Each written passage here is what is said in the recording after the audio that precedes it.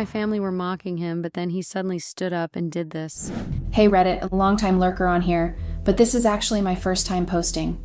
I've never been one to share my personal life publicly, but this situation has been weighing on me heavily, and I need to get it off my chest. My husband seems to be done with me. He doesn't want to listen to me, he has blocked me, and he isn't home right now. So, I really don't know what to do. My name is Donna, and my husband's name is Ryan. I'm 27, and Ryan is 28. We've been married for about 2 years, but we've been together since high school. Here's a bit of background just so you understand things from my side. Ryan has always been a bit of an introvert. He's the kind of guy who prefers quiet evenings at home over loud family gatherings.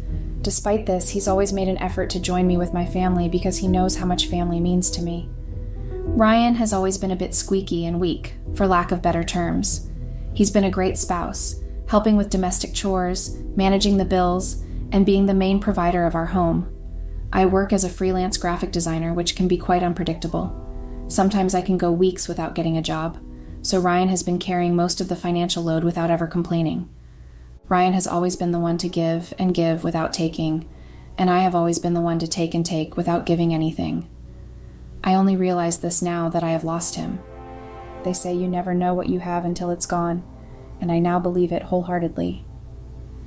I grew up in a very tight-knit family, which I now realize is absolute bullshit. My family has always believed in putting the family first and doing everything for the family. They believe that no matter what anyone does to you, as long as they are family, you should suck it up and take it without complaining. And I know that it's absolutely wrong, but I've been taught this from childhood, so it became ingrained in my personality. For example, one of my uncles has done horrible things and has been in jail multiple times. He should even be in jail now, but my family has refused to report him for some of the very evil and vile things he has done because he is family. So we still get to see him every time. I also know it's not an excuse, but another thing is that my family has always been really traditional. They believe that a man should be the husband, the provider, and the head of the house, while the woman is supposed to be less important and more passive. So when Ryan didn't fit this traditional view, they saw him as weak. To them, a real man is someone who's strong, assertive, and in control. Ryan's willingness to share household responsibilities and be supportive didn't fit this idea, so they didn't respect him for it. That was why they always joked about him being more of a housewife and not being manly enough. I grew up with these traditional beliefs myself, so I didn't really see how unfair it was until it was too late.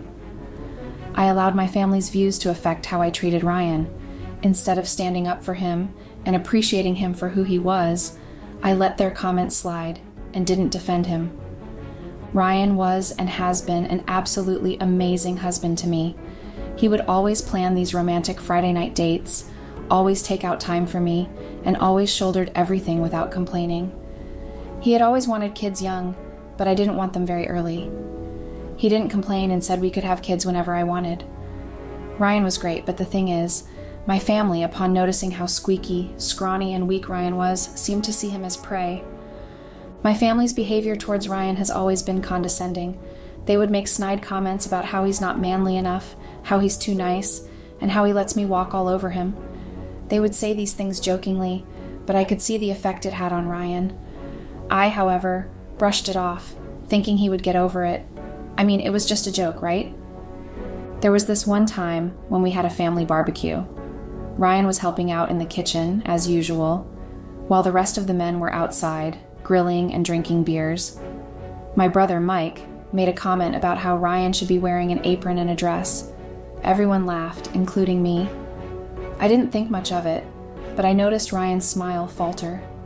He didn't say anything, but I could tell he was hurt. I should have said something, but I didn't. I just let it slide. Another time, during a family game night, my cousin Lisa asked Ryan if he ever got tired of being my servant. Everyone laughed again, and I laughed too, thinking it was all in good fun. Ryan didn't laugh, though. He just sat there, looking down at his hands. I ignored it, thinking he would just brush it off like he always did. These instances became more frequent, and Ryan became more withdrawn. He stopped planning our Friday night dates, he stopped helping around the house as much, and he started spending more time at work. I didn't realize it then, but he was slowly pulling away from me. Looking back now, I can see how I let my family's toxic behavior destroy my marriage. Ryan always gave without expecting anything in return, while I took him for granted. I laughed along with my family's hurtful jokes, never standing up for him, and now I think I've lost the best thing that ever happened to me. I guess the turning point came during another family gathering. We were celebrating my mother's birthday, and as usual, Ryan was being his helpful self. My Uncle Joe, known for his crude humor, made a comment about how Ryan was more of a housewife than I was. Everyone laughed, including me. I noticed Ryan's face tighten, but he didn't say anything. Later that night, I found him sitting alone on the back porch. He looked defeated. I asked him what was wrong, and he finally opened up. He told me how hurtful my family's comments were, how he felt disrespected and humiliated every time we were around them. He said he felt like he was constantly being judged and found lacking. I tried to comfort him, telling him they were just jokes and he shouldn't take them seriously. But he looked at me with sadness and said that they weren't just jokes. That's how they really saw him. Then he asked me if that was how I saw him too. That hit me hard.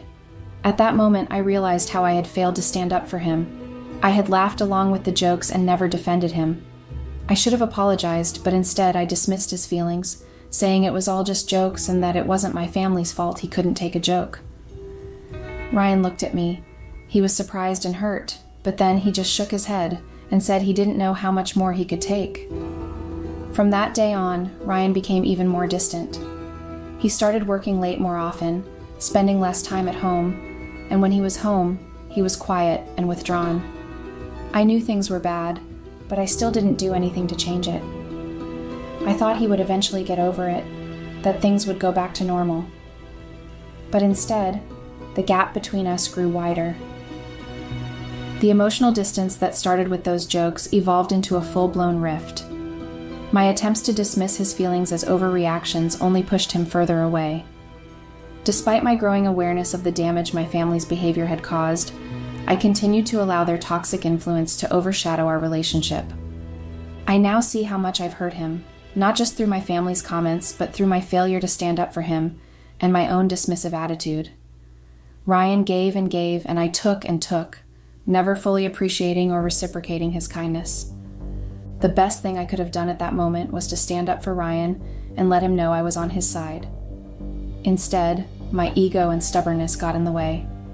I convinced myself that my family's jokes were harmless and that if Ryan couldn't take them, it was his fault. I kept dragging him to family events, even when he suggested staying home. I refused to listen to his feelings and insisted he come with me, even throwing tantrums to make sure he attended. Forcing him to go to these events only made things worse.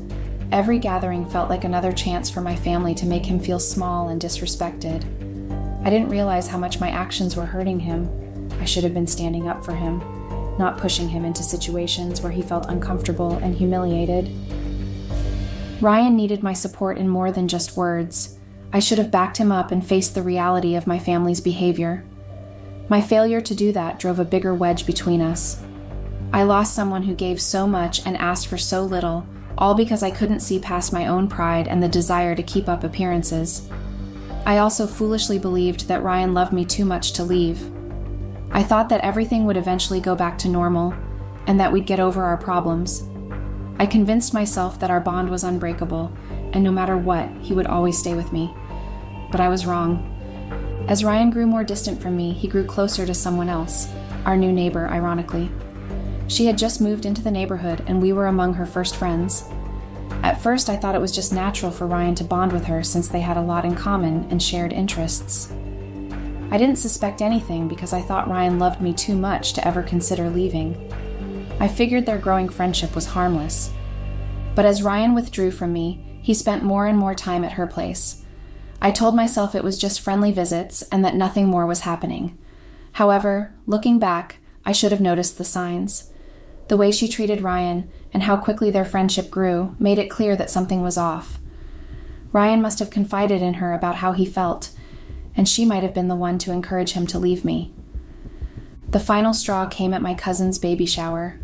It was a fun event, and everyone enjoyed themselves. Afterward, we decided to continue hanging out as nobody was eager to leave. My cousin's friends had left, leaving just us and our family. We were having drinks and chatting, and Ryan was helping clean up the mess from the shower. My brother, as usual, made a snide comment, telling Ryan he should learn how to be a man from him. Everyone laughed, and I saw Ryan look at me, expecting me to say something, but I was at a loss for words and stayed silent. Ryan's frustration boiled over. He stood up, walked straight to me, and announced right in front of everyone that he was done.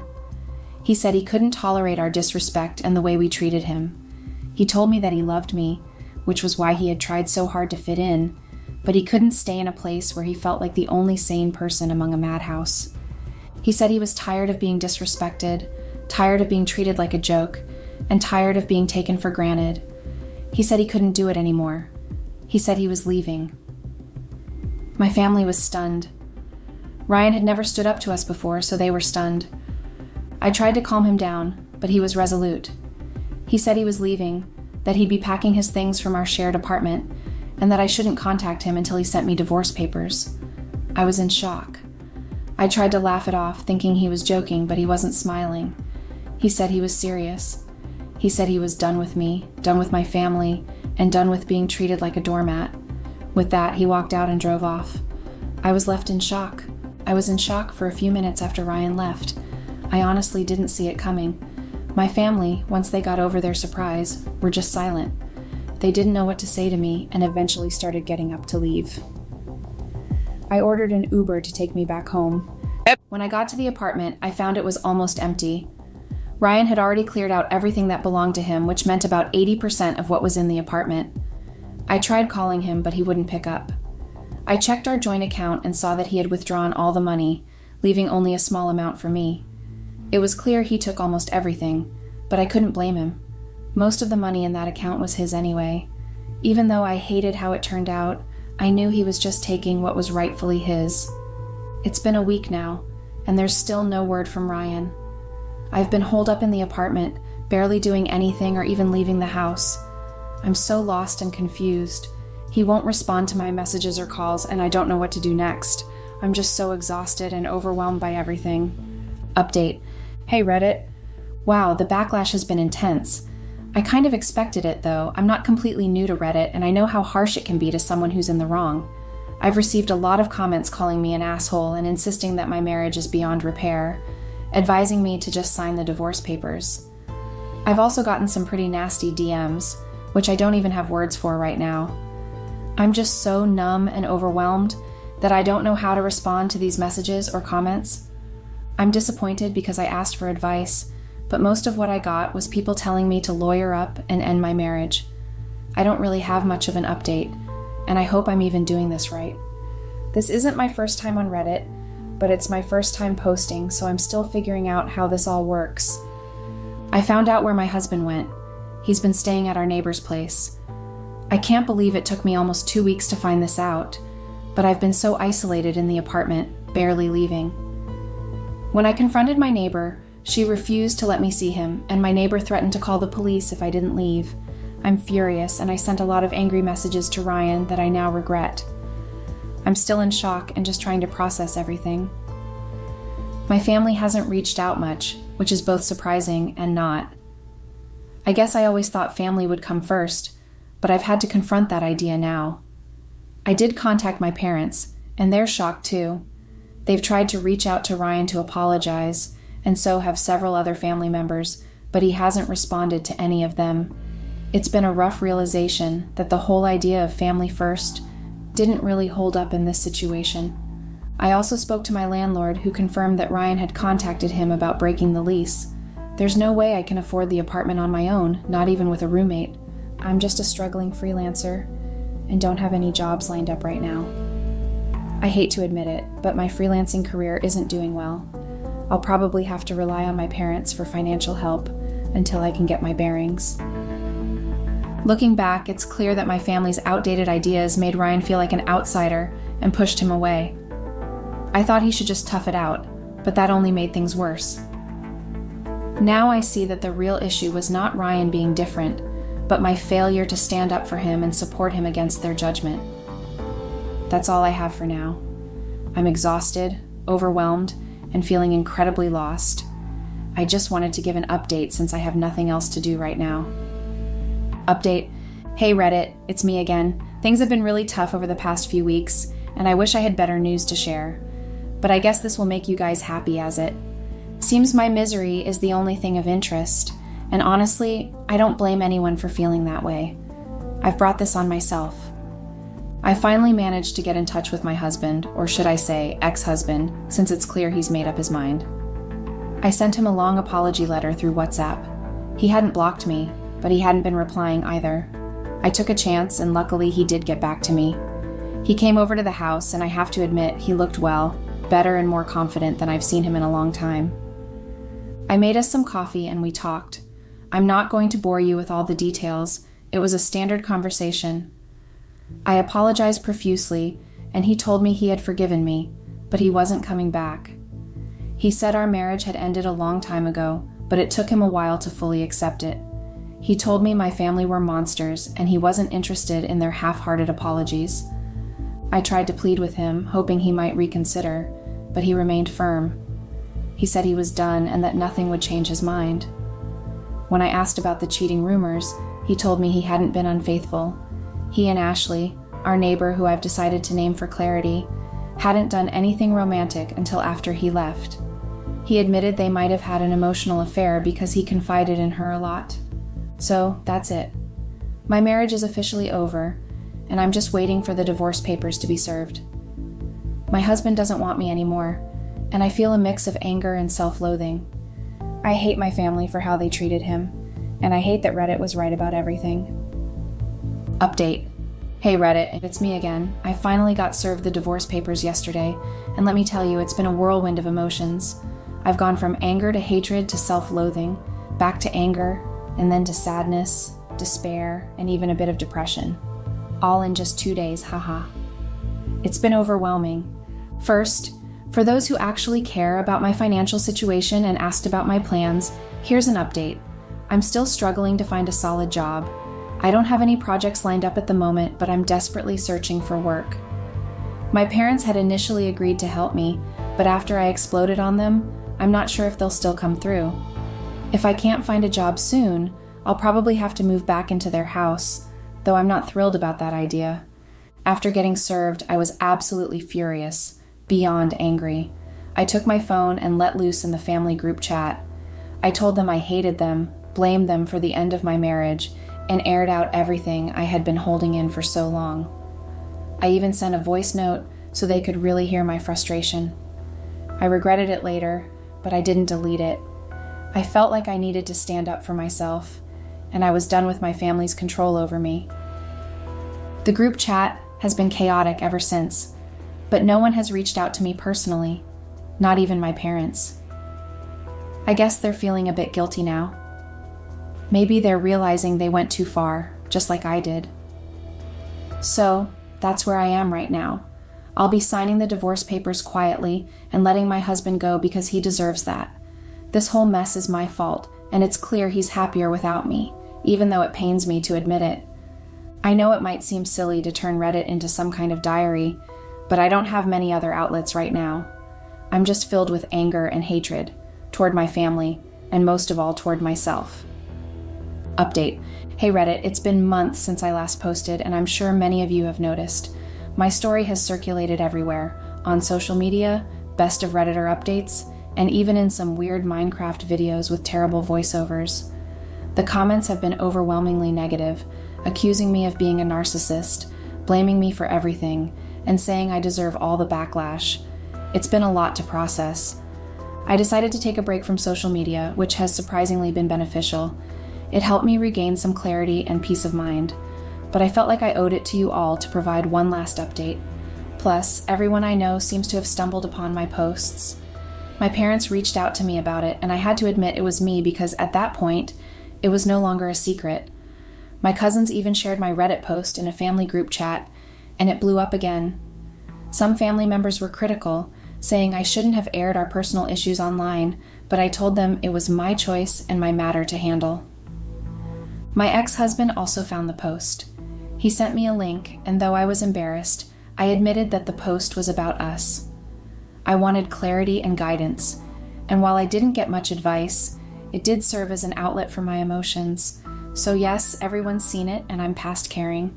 People still send me links, but I only respond to those I want to and ignore the rest. As for the divorce, it's finalized. It went much faster than I expected.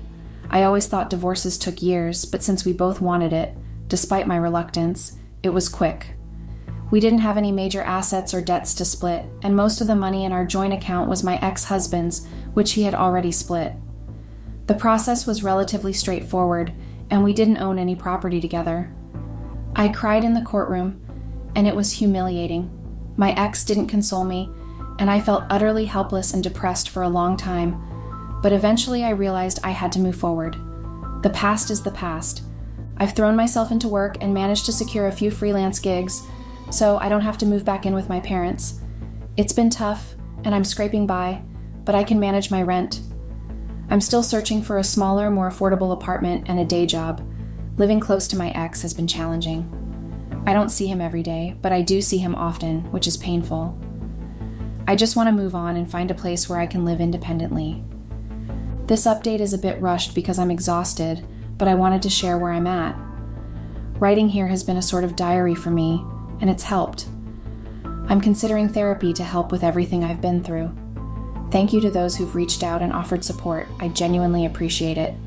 Turns out, I'm not that cut out for being a mom and wife, to the point of my 8-year-old son outing my affair to my husband. Yeah, I know how bad that sounds. Today I will tell you a story and a great example of unromanticized motherhood, because I in fact don't know what I'm doing. My name is Helen, I'm 35 and married to Peter, who is 2 years older than me. We've been married for 9 years and have 2 kids. Lucas is 8 and Lily is 5. I love my kids more than anything, and they definitely held my marriage with their father for a few years, but we got to an irreparable point, I guess. I met Peter when I was 25, married him the following year, and in the year after that, I got pregnant with Lucas. In 3 years, my life was set, everything was perfect, I had a job, a good husband, and a child we loved. That scenario was always my dream. Ever since I was a teenager, I dreamed about finding my soulmate and having kids with him. In my 20s, I still idealized being a mom. I read all the books and articles about it before I even got pregnant. I knew everything I needed to know to raise my kids until they became teenagers. I was in it for real, in marriage, in raising kids. I wanted that life more than anything. When I met Peter, I could see he was also for real. On our first date, he already revealed his wish to become a father. He was a perfect man, and I wasn't letting him go for nothing. He was always romantic and thoughtful, a great boyfriend, a great husband, and a great dad. Every year on my birthday, he plans a special 24 hours with a whole schedule. Every year on our anniversary, he takes me on a special trip. He helped with our wedding organization. He plans the kids' birthdays every year. He takes them to school, cooks for them, takes care of them when they are sick, and I am so proud to say we share all of our parents' duties. Literally every couple of friends with kids I know, who are pretty much our entire social circle, are on the edge of breaking because the husbands are selfish jerks who don't do anything for their children and leave their wives overloaded. That was never our case. Peter is the best father I've ever met, and I'm completely proud of him being the father of my kids. After Lucas was born, our family dynamic started, and things obviously changed. Our romance wasn't the same, but it didn't seem like a problem. We developed a routine together, and we loved living in it. I was happy, but my passion for Peter started getting lousy. We didn't have much action. When we did, it felt like an obligation, and not that we genuinely wanted to be there. Gladly, that came in our life usually in phases, very long phases, but at least they didn't last forever. We'd spent 3 months without touching each other, and 2 months being completely obsessed with each other, and even getting off work to sleep together without much sleeping. It was in one of those hot phases that I got pregnant with Lily. My general experience as a mom is really far away from what I idealized. The way I theoretically imagined I was going to raise my kids didn't happen at all practically. Kids are very hard, and they always do something you don't expect just to get you crazy. I'm sure my kids will have a lot to talk about me in therapy in their future, but I do my best, even if it's not really good. After I realized I wasn't the great mom I wanted to be, my fairy tale fantasy of being a mom and a wife died. It is frustrating seeing how so many women get used to that life so easily. Dealing with my kids is hard. Dealing with my husband is hard. and I feel like I don't fit in the story I personally wrote. It isn't fair. I love my kids. I know they love me too. But I feel like I could be doing more to them.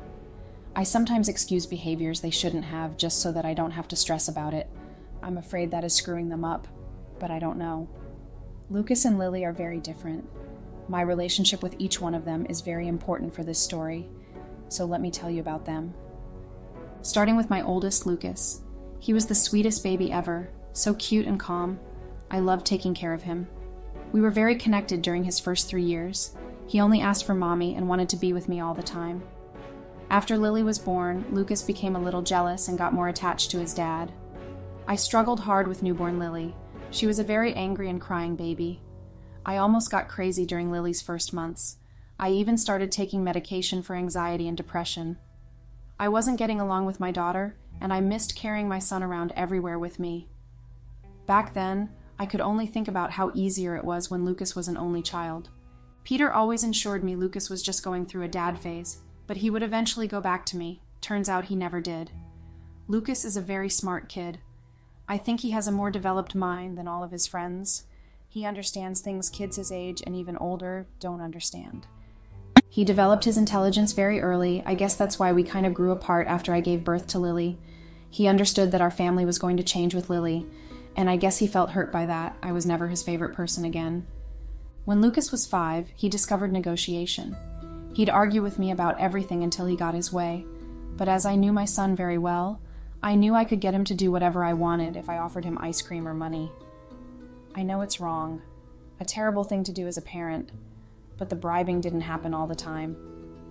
I started treating Lucas as an adult, like that coworker you don't get along so well, so you try to get them to do what you want by offering something that could benefit them. That is my relationship with my son. He was always very curious about the world, and I didn't have problems explaining it to him, unlike Peter, who wanted to protect them from even knowing about the evils of the world. I feel like Lucas only doesn't hate me because I talk to him like he isn't a kid. He likes being considered, since he is used to being doubted of his intelligence outside our home. Even so, he loves Peter more than he could ever love me. They play together, blow up things together, do experiments, watch movies, have a secret handshake and inside jokes. They are best friends, and even if it sounds immature, sometimes I'm jealous of that. When he was small, he wanted to be only with me all the time. After he grew up, when I invite him to do something with me, he asks if his dad can't go with us. When I say no, he simply sighs and acts like he is being forced. But Lily, God, Lily is my beautiful girl. Her annoying period was only in her first year. After that, she became the cutest thing ever. I found out how fun it was having a daughter. I can dress her up in all the ways possible, and she loves it always. No one can get between our connection. I feel bad for sort of having a favorite kid, but it isn't my fault if one of my kids loves me with all of her heart, and the other one just likes me. Lily is also very close to Peter. He is a great girl dad, and an even better boy dad. I had to learn to deal with my jealousy over Peter. He was a better parent than I was, without trying half of what I tried. It was natural to him, and I wish I could be that great with the kids. Even with our eventual conflicts, we were a good family. I didn't have the hots for Peter anymore and didn't feel head over heels with him, but we still had a lot of fun with our kids, and I cherished that. With the years, it was like I didn't have a husband anymore, just a best friend I raised kids with. I never really saw the distance between us as a problem. We were raising a family while working at the same time. It made sense that our relationship was being neglected.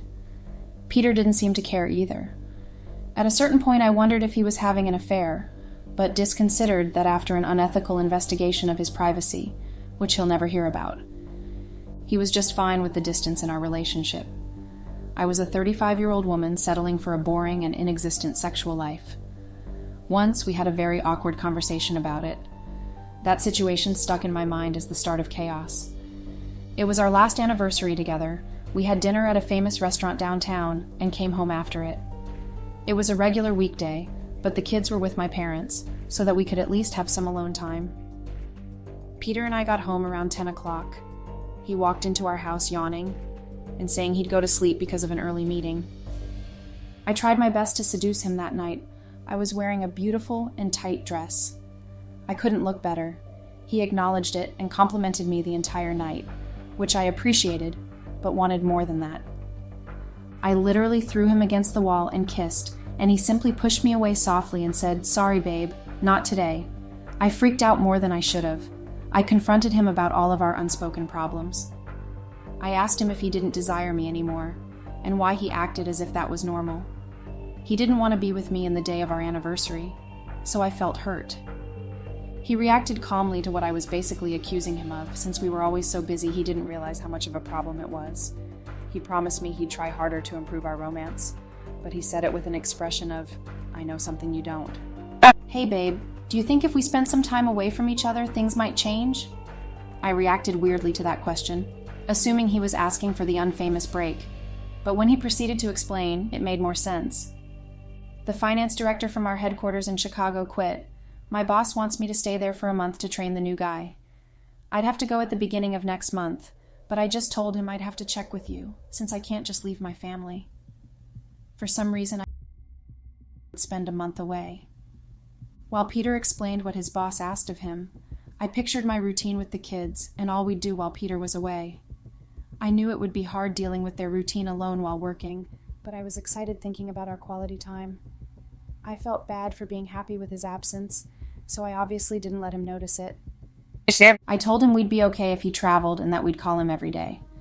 It was work, his boss asked, so he had to do it, I also said. Peter seemed relieved seeing I was fine with the news, so either way, we were both fine after that conversation. A couple of days after Peter told me about Chicago, he told the kids. They were sad about the news. Lucas said he would call every day, and Lily said she would make a lot of drawings to give him when he returned. The next day, during breakfast, Lucas questioned me about the trip. On some mornings, Peter left early, and I had breakfast with the kids without him. It was one of those days. "Is Dad going to live in Chicago now? Is he leaving us?" Lucas asked while eating his cereal. I laughed with the sudden question. "Of course not, kid. He told you guys it would only be a month, remember?" "Yes, but parents usually lie about these things. I know what divorce is. You can tell me if you are." It was funny hearing him talk like a grown-up. "Your dad and I aren't getting a divorce, don't worry." "Okay then. If you were, I would want to live with Dad, but I'd still miss you, Mom." I didn't feel very reassured with what my son said, so I just answered him, "You know there aren't ice cream negotiations with Dad." While he picked up his finished cereal bowl from the table, he said, "That's true. I will think about my choice then." "We are still not getting a divorce." I laughed, and while leaving the kitchen, Lucas said, "You never know." A few months before Lucas started having a lot of relationship and divorce questions, a lot of his friends had divorced parents or parents going through a divorce, so he assumed Peter and I would too. The day came when Peter left for Chicago. The kids cried a lot, and he reassured them he'd be back before they even noticed. Our first week without him was a little crazy, since I was doing everything Peter did plus what I did during the morning. I realized during it that I could never be a single parent. Friday came and finally the end of the week. It was a bit exhausting, but we didn't have many problems. I was feeling good being able to take care of the kids alone and doing a great job at it. The three of us were having breakfast when our house's bell rang. Lucas ran to check our gate's camera and yelled that Josh, Peter's best friend, was here. I told my son he could open the gate, and he clicked on the screen to open the gate, the best thing we ever bought for our house. Josh worked in the same company as Peter. He was a lawyer there and worked on similar departments. We always saw him. Our kids liked him a lot because of the cool gifts Josh gives them on their birthdays. He showed up with a smile on his face, a box of donuts, and 2 cups of coffee. He got in and said hello to all of us, then explained why he was there. "I brought a sweet treat for the kids. Is that okay, Mom?" He looked for my approval before putting it on the table. "Sure, just don't tell their dad." I laughed. "Dad only lets us eat candy on weekends. It's sad," Lucas said with his eyes shining, looking at the chocolate frosting donut. Josh laughed and sipped his coffee. Brought something for the adults, too. He handed me the other cup of coffee, and I thanked him.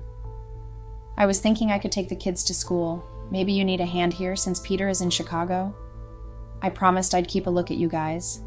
"That would actually be great, but my parents take them to school on Fridays. They signed up for a cooking class close to their school. They should be here any minute." I was surprised with Josh's help.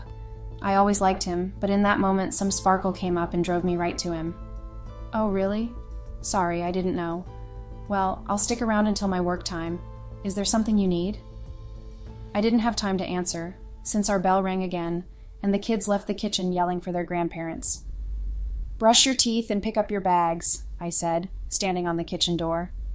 They are great kids, Josh commented while drinking his coffee, which made me drink mine too. Yeah, now they'll realize how Peter is the best at this parenting job.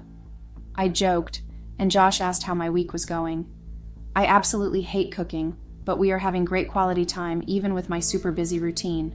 Well, Helen, don't hesitate to call me when you need some help during this month. I'm sure Peter would hate to know you got too much on your back while he is away. Also, I have an hour until I have to get to the office. Need anything? I repeatedly answered. He didn't have to do that, but after a lot of insisting, I remembered Lucas's closet door was broken and needed a few screws. He immediately made his way to the garage where he already knew it was where Peter kept his tools. He went up to my son's room and left me alone with my mind and my coffee. I wondered if Peter asked him to show up and see how I was doing. It was probably why he was there. I started overthinking in my living room. I looked at the time on my phone and realized I still had a few hours. On Fridays, I get to work a little later in the morning, so I got the idea to go talk to Josh and see what he knows about Peter, and especially if he knows anything I don't. Josh, can I ask you a question? I walked into Lucas's room and asked while he fixed the closet's door, which my son broke trying to get on it, literally. He made a positive sign with his head, and I went on. Please answer honestly. Do you think Peter is cheating on me? He laughed. God, Helen, where is this coming from? Of course not, he's all goofy about you. He seemed genuine about it. It actually seemed like a shock to him. Well, so what does he say about me? Josh looks at me with a face of regret for offering help. I don't know. We don't talk much about really personal stuff, only when we're drunk.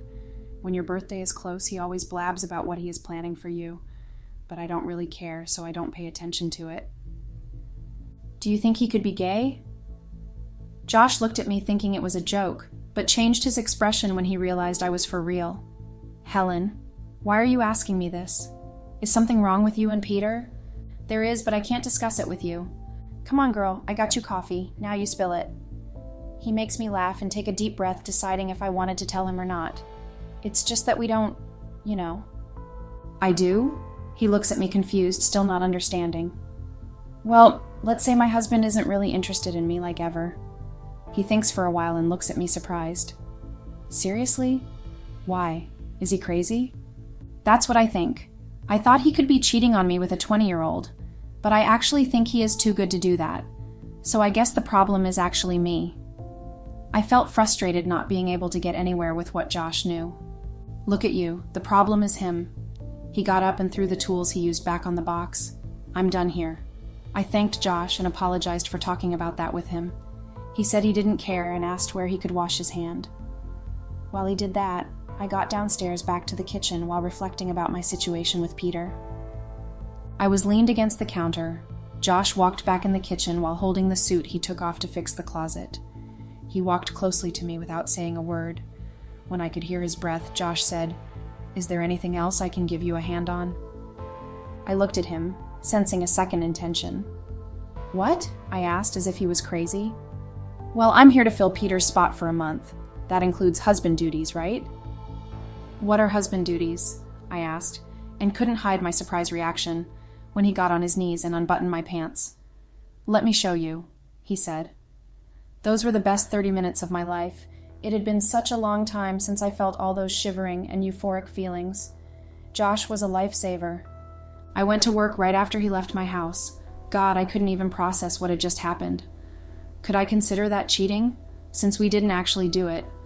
I thought repeatedly, but soon admitted it was, because I felt things I might have never felt with Peter. Not because of love or anything. Josh was just better at his skills, if you know what I mean. I was obsessing over during work that day, until I got a text message from Josh. If I were you, I'd ask your parents to have a sleepover with the kids and say you need time for yourself. That way, I can cook for you and have long hours of what happened today in your kitchen. He said all that, plus a smiley face. For some reason, the guilt couldn't get to me because Peter was in another city. I wouldn't even have to hide it. Why was cheating so easy?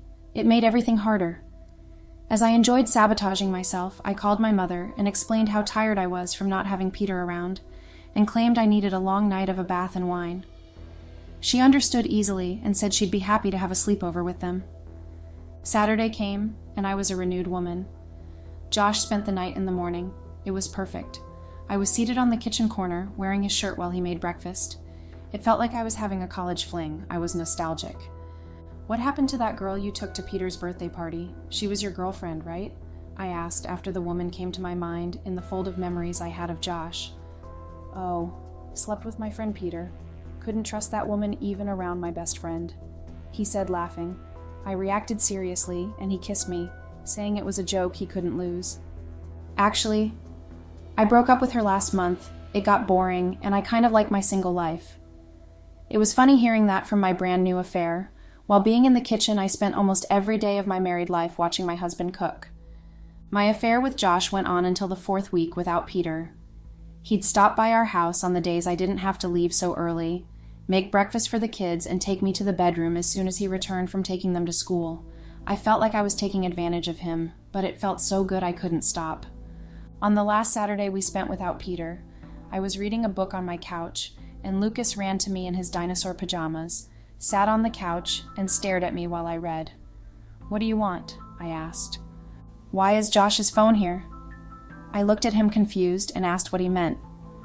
"His phone has a Lego sticker on it. I always see it when he lets me put music in his car, but now it's here." "Oh yeah, he forgot it here. I already told him." I answered as if it wasn't a big deal. "In your bedroom?" Lucas made me freeze, but a lie magically came up in my head. He was fixing the bathroom sink and must have left it there. "But the last time Josh was here was Wednesday. It's when I had basketball practice. He drove me, remember? Is he taking that long to get his phone back?" At that moment, I hated how— "Oh my God, with the questions, Lucas. Let me read." I tried to end the subject. Lucas sighed and started talking again. "My friend Leo said his mom was having an affair with their gardener. I didn't know what affair was. And he told me. He said he always got gifts from the gardener. I don't want Josh to be my new dad." I stared at my son with a scared expression. "My love, just because Josh is around, it doesn't mean he is going to be your new dad. I'm not having an affair with him. He is just helping us out." "But you like him, don't you? When Dad was here, you showered after breakfast. When Josh is here, you shower before he gets here and even put makeup on." That little brat answered me and ended all of my comebacks. I sighed, looked at him angry, and asked what he wanted. "If you get me a new bike, I won't tell Dad." Lucas smiled mischievously. "Does the bike buy your silence forever?" I asked. He nodded and confirmed that it would. As the bad mother I was, the next day we got his bike. Peter would arrive on the next Monday at night. After I took the kids to school, Josh texted me asking if I wanted to have coffee with him. We got our breakfast to go and ate in the car, like any other people in an affair would. I told him about our potential snitch. "Let me know if something happens, but I'm sure it won't. Since we are at it, what happens with us after Peter comes back?" Josh looked at me kind of hopeful, but I was officially paranoid trying to imagine how I would look at my husband's face at night. I cheated on him for an entire month. Would I be able to hide it? The kids and I went to the airport to pick up their dad. They were so happy to see Peter. I cried when I saw him walking towards us. Seeing him made all of my screw-ups officially real. I missed him and felt bad for what I did at the same time. It was hard to keep the tears away. The worst part was realizing Peter was happy seeing me cry, because he thought things were finally right with us again. We had a family pizza night at our house. I felt like a spectator of a life which wasn't mine. Peter and the kids were laughing, having fun, talking, and I just sat there smiling at them. We had a moment of silence, which was ruined the worst way possible. Lucas got another slice of pizza and said naturally, "Dad, you should know that while you were gone, Mom's affair came over all the time." I looked at him angrier than I ever had been to my son. Peter looked at me confused, and Lily asked, "What's an affair?" To which Lucas answered, "It's when Mom or Dad kisses other people. My friend Leo's parents broke up because of that." He learned that information this week and convinced himself I'm having an affair with Josh because he came here sometimes to help us. I told you that isn't actually happening, Lucas. I stared at him with a death look, trying to remind him of his brand new bike. Mom bought me a new bike for me not to tell you. I don't think I'm good at keeping secrets. Peter was silent the entire time.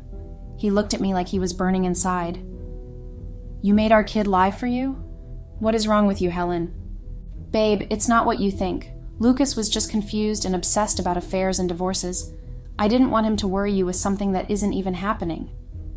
I talked while I walked, because Peter got up from the table and started walking upstairs to our room at a speed I could barely keep up. Look at me, Helen. He suddenly stopped and turned to me. Look into my eyes and tell me you didn't sleep with Josh. Peter's sad eyes looked over me. As I tried to make visual contact with him, I realized I was physically unable to lie to him. Was all that left my mouth. Unbelievable. God, what the hell? How could you have done this? With the kids here even? Peter seemed angry, sad, upset, all at the same time. No, Peter. They were never here when it happened. They never saw or noticed anything. Lucas found Josh's phone. That's how he figured it, and you know your son. Yeah, I know my son. I apparently don't know my selfish bitch of a wife. I already told you I hated when you offered Lucas ice cream to do the dishes, and you bought him a bike for him not to tell me about your affair. What the hell is wrong with you, Helen? I couldn't even answer him. Get the hell out of here, now. He pointed to the stairs. Peter, please don't do this. Let's talk. I tried, but he just screamed at me, asking again for me to leave. I said goodbye to the kids while crying. My heart broke hearing Lily ask where I was going and hearing he cry too. I got in my car, texted Josh the words, "he knows," and drove off with no destination. I needed to find a hotel, but my mind just kept reliving the last minutes. I realized how much I had screwed up. Update. Hello, everyone. I posted here a couple of months ago about how my husband Peter found out I cheated on him because our son Lucas told him. I wrote the post a day after Peter kicked me out. 2 months have passed, and I have some crazy updates. Josh only texted me back 2 days after I left home. He simply said, "We need to talk ASAP." He parked in front of my hotel a few hours later. I got in and we talked without going anywhere. I noticed the huge black eye when I got in the car. When I asked him what happened, he just answered, "Who do you think?" I never thought Peter was capable of that. Terrible moment to find out something about my husband that turned me on. I thought about that a little, then Josh started talking. The company is sending me to Chicago. Peter convinced my boss to get me a permanent spot, and they simply informed me without being included in the discussion. I was shocked. Peter was definitely having his revenge. Can they even do that? Don't they need you here? I asked, to which Josh answered, I wish. If Peter wasn't the boss's favorite, I probably wouldn't have to go to goddamn Chicago. I hate that city. Listen to me, Helen. Peter is probably going to want to take the kids from you. Don't worry. I didn't hear or know if he said anything about it, but I want you to be safe. This guy went to college with me.